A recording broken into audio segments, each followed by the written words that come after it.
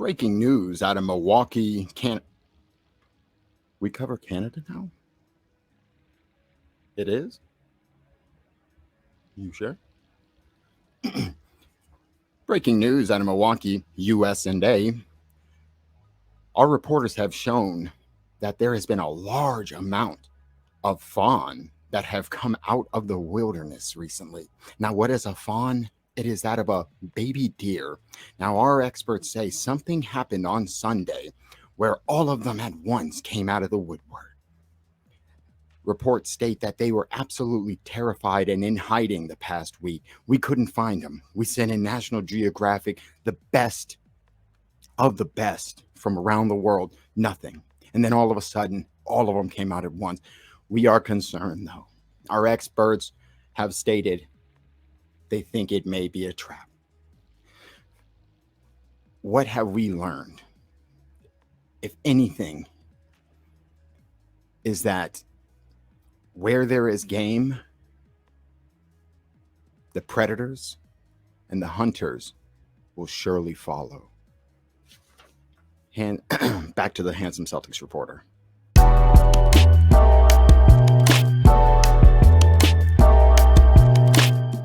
Alrighty, guys, Jags to Riches, James Peters, thank you all so much for your time. Straight to it. Sad day, sad episode. We got to deal with these Milwaukee Bucks. Now, Milwaukee, game 1 victory over our Boston Celtics, guys. I mean, you would have thought that the Milwaukee Bucks just won a championship the way their fans and the way they're acting. It is almost like that was the first time they've ever won a game, because it's just the Celtics were frauds and this and that. And it blows my mind how quickly, like, people forget and just it is what it is. 105-89 victory by the Milwaukee Bucks. Quickly go through the box score. Like I said, this isn't going to be some long drawn out episode. My immediate reaction is on Celtics Corner with Bobby. Please go check that video out. Like I said, it just blows my mind because that's the video I'm referencing to. It's me and Bobby and Bree's video. Leading up to this series, guys, we did so many episodes, so many pre-games, right? We kept asking, I myself asked, any Milwaukee fans in the building, any predictions for the Bucks, anyone? One person, I believe it was Marisha Hopkins, forgive me if I'm mispronouncing, but was the only person that was believing in the Bucks, that picked the Bucks. Everyone else, ice cold, ice silent. The Celtics in 5, the Celtics will sweep them, blah, blah, blah. Now, all of a sudden, everyone, it's go look at that video on Celtics Corner, me and Bobby, or Breeze. The comment section, it's nothing but Bucks fans. It's baffling to me, or a large percentage of them. It's like, where the hell y'all been at?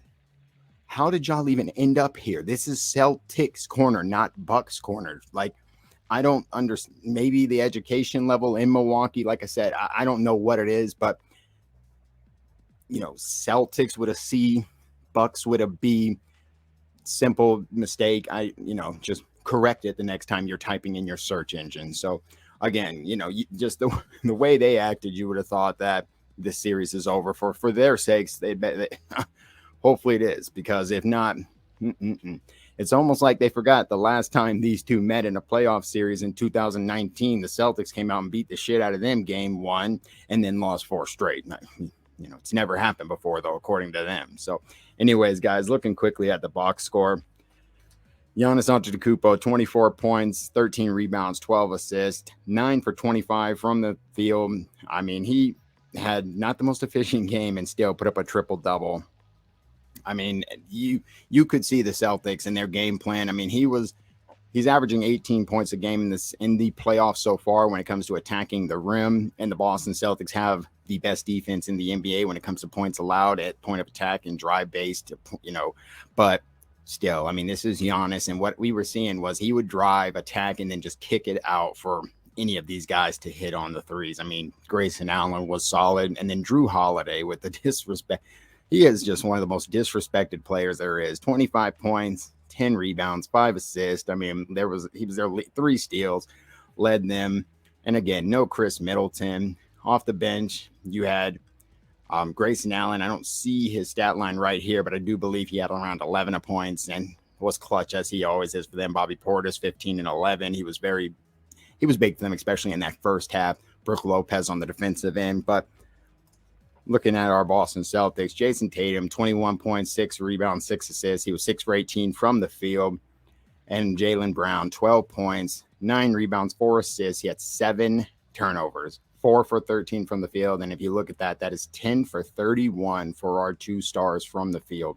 Now, they were 7 for 18 from the 3, so that's not too bad there. But our team, our stars, shooting 33% or less or whatever it was from the field, it's almost impossible to winning, especially when you're talking about the defending champs. Al Horford was excellent, especially on the defensive end. He did an excellent job, or as good as you can, on Giannis. 12 points, 10 rebounds, double-double. Marcus Smart, 10.6 assists. Left the game at a point what I thought was a possible dislocated shoulder. Luckily, it was just a stinger. However, reports are today right now that he's also dealing with a quad injury. So we'll have to see, what's going on with Marcus and his health. They almost made it sound like he could potentially miss a game. Rob Williams, still trying to get back in the flow of things, starting to look a little better with 6 points, 8 rebounds, did have 3 big blocks, including a huge one on Drew Holiday. And Derek White was literally trending bad in the first half of the game. He did kind of come around towards the end, finishing with 10 overall points, 4 rebounds, but we still do need a lot more from Derek White. Now, again, guys, this is going to be real quick. I'm not going to go into some crazy big deep dive. I've kind of done that on several other videos. And the reality is, after today, this may not even matter because game 2 is tomorrow. Now, as you all know, right now we're in the middle of a jersey giveaway on Celtics Corner. Keyword for our last video was stinger. Please go to the video I've been referencing with me and Bobby. Go over to that video in the comment section. If you're a Bucks fan, get the hell out of here. But if you are a Celtics fan, go to the comment section, type stinger for a chance to win the jersey, which will be announced on May 4th, which will be this upcoming Wednesday during our Trust the Podcast episode 17 with Anna Horford returning. So please, if you haven't gotten an opportunity, make sure you go over and check that out. So again, guys, it's been so long since the Celtics have lost, and we've had such an excellent run that, especially when you talk about double-digit losses, this is the first one since February. It's May right now, so you're talking about months since they've had a bad loss. And it just feels different, right? I almost didn't know how to feel seeing them get smacked like that in the mouth. And like I said, I was very critical and crucial of Jaylen Brown and his play. And I just kept saying, wow, we're in this game, but our stars are playing like trash. Imagine if Jaylen. And then there was a play right after Giannis had that self alley-oop.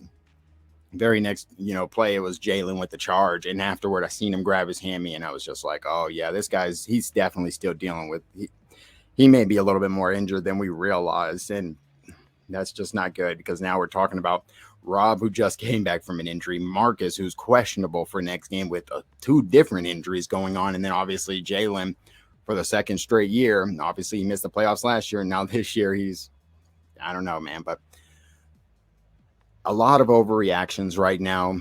Like I said, and I'm joking around in the intro, but it's just a large amount of Bucks fans that are just swarming everywhere now. And to me, that's more so non-Celtics fans than Bucks fans. That's probably a bunch of Brooklyn fans, and just how you got the shit, because it's the same idiots, these clowns that are in the comments that go to every single Celtics video. I'm talking about all of the on all the channels, and leave the same dumbass comments on those. I was arguing with people, they could barely formulate sentences. It's just, I'm reading this and it's so hard not to get baited in and back and forth with these guys. Me and Bobby, literally 90% of the video, we complimented the Bucks, talked about how great they were, and you've got these idiots in the we put one hot take about our Celtics, and that's it. It's just absolute clown shit, man. Take that back to Milwaukee, and that's why I straight up said, whatever Milwaukee content creator you follow, why don't y'all go back over there? Oh, that's right, because you're not actually a Bucks fan. You're just talking shit about the Celtics. Christ, how pathetic. But again, guys, game 2 is going to be tomorrow. Very, very important game for the Boston Celtics. Let's be very clear. You cannot go to Milwaukee down 0-2. That is pretty much, it's not a wrap, but it's as close to being a wrap as it gets. So big bounce back game, and I expect them to respond. I really do. I'm very curious. I think a lot more questions will be answered in this second game. I mean, I'm thinking that first one it might be a little bit more of an anomaly. Like, I wouldn't be surprised if Boston comes back and smacks them in the mouth, and then all of a sudden all the Bucks fans are backtracking because now they realize, because now they're all saying the Bucks are going to sweep them, the Bucks in 5. Y'all are idiots for saying the Celtics in 5 or 6 or 7. So again, game day tomorrow, pre-game, post-game, all the above. Then the very next day, Trust the Podcast with Anna Horford. So definitely go check out both. Again, for a chance to be in the jersey giveaway, go over to Celtics Corner. Keyword is Stinger. Short video, guys. I want to thank you all so much for your time. Jags to Riches, James Peters. Take care, guys. Keep your heads up. We expect and will have a huge bounce back game. As Jaylen Brown said, don't lose faith. And whatever the hell he was saying, whatever those words were about, don't lose faith.